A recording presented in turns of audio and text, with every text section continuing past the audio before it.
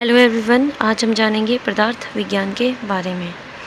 पदार्थ शब्द का अर्थ दो शब्दों से मिलकर बना है, पद और अर्थ इज इक्वल्स टू पदार्थ। यानी पद होता है वर्ण के सार्थक समूह को कहते हैं, और अर्थ यानी विषय, तो हुआ वर्णों के सार्थक समूह का विषय पदार्थ। निरर्थक शब्द के मिलन से कोई अर्थ नहीं निकलता, अतः उन्हें पद या पदार्थ नहीं कहते हैं। पद्यते गम्यते येनार्थ सा पदार्थ। जिस वर्ण समूह में कोई विशेष अर्थ का ज्ञान हो उसे हम पदार्थ कहते हैं। शक्तम पदम आचार्य सुश्रुत के अनुसार जिसमें अर्थ बताने की शक्ति हो उसे हम पदार्थ कहते हैं। पदार्थ की परिभाषा। पदार्थ में अस्तित्व, अभिधेयत्व और ज्ञेयत्व, ये तीन चीज़ें होती हैं। अस्तित्व यानी जिसका कोई अस्तित्व व वजूद हो, जिसका कोई नाम हो अभिधेयत्व, और जो ज्ञान का विषय हो ज्ञेयत्वानी, वो उसे हम पदार्थ कहते हैं। तो ये तीन चीज़ें हमने याद रखनी है इसमें, क्या क्या, अस्तित्व, अभिधेयत्व और ज्ञेयत्व, यानी तीन चीज़ें, उसका अस्तित्व हो, उसका कोई नाम हो और वो ज्ञान का विषय हो। और पदार्थ के लक्षण। पदस्य पदयो पदानाम व अर्थ पदार्थ। एक पद, दो पद, अनेक पद के मेल को हम पदार्थ कहते हैं। प्रमिति विषय पदार्थ, जो ज्ञान का विषय हो उसे पदार्थ कहते हैं।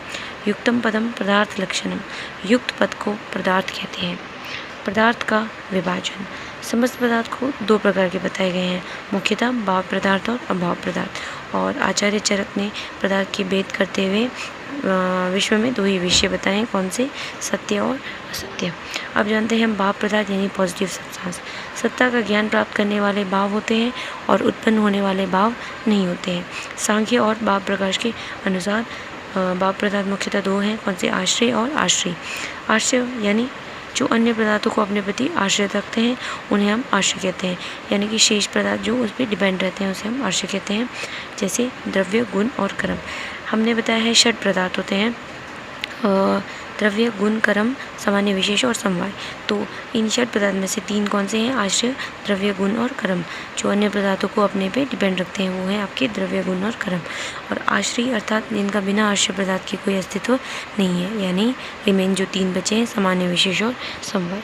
अब जानते हैं हम अभाव पदार्थ के बारे में, यानी नेगेटिव सब्सटेंस या फिर नॉन एग्जिस्टेंस, जिनका कोई वजूद नहीं है या एग्जिस्टेंस नहीं है, तो उन्हें हम अभाव पदार्थ कहते हैं। यह दो प्रकार से होते हैं, संसर्ग भाव और अन्योन भाव। संसर्ग भाव के पदार्थ तीन टाइप से, कौन कौन से, प्राग भाव, प्रध्वंस और अत्यंत भाव। तो संसर्ग भाव किसे कहते हैं, किसी विशेष वस्तु का अस्तित्व कुछ समय तक उपलब्ध नहीं हो सकता है, यानी उनका अस्तित्व कुछ टाइम पीरियड के लिए उपलब्ध नहीं होता है, उन्हें हम संसर्ग भाव कहते हैं। तो इसके तीन प्रकार है, कौन कौन से, प्राग भाव, प्रध्वंस और अत्यंत भाव।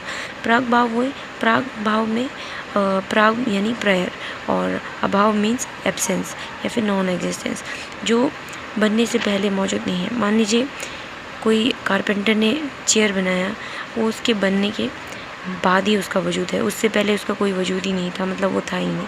और नेक्स्ट है आपका प्रध्वंस यानी डिस्ट्रक्शन, जो जिसका वजूद कब होता है, उसके टूट जाने के बाद, डिस्ट्रक्ट होने के बाद। मान लीजिए वो जो चेयर बनाया था वो टूट गया, तो उसके बाद उसका कोई वो एग्जिस्टेंस नहीं रहता, तो उसे हम कहते हैं प्रध्वंस भाव। और अत्यंत भाव यानी एब्सोल्यूट नॉन एग्जिस्टेंस।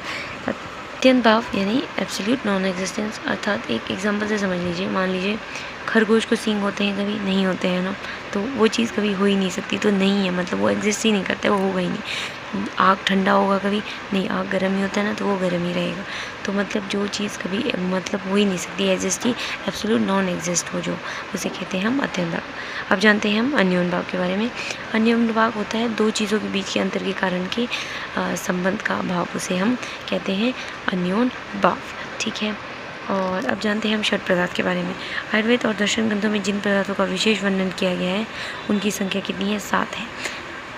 द्रव्य, गुण, कर्म, सामान्य, विशेष, समवाय और अभाव। परंतु अभाव को आयुर्वेद ने स्वीकार नहीं किया है, और अभाव को पृथक स्थान न देते हुए भाव पदार्थ की अनुपस्थिति के रूप में इसे स्वीकार किया गया है। तो हमने मेनली कितने माने हैं आयुर्वेद में, षट यानी 6 पदार्थ माने हैं, कौन कौन से, द्रव्य, गुण, कर्म, सामान्य, विशेष और समवाय। धन्यवाद।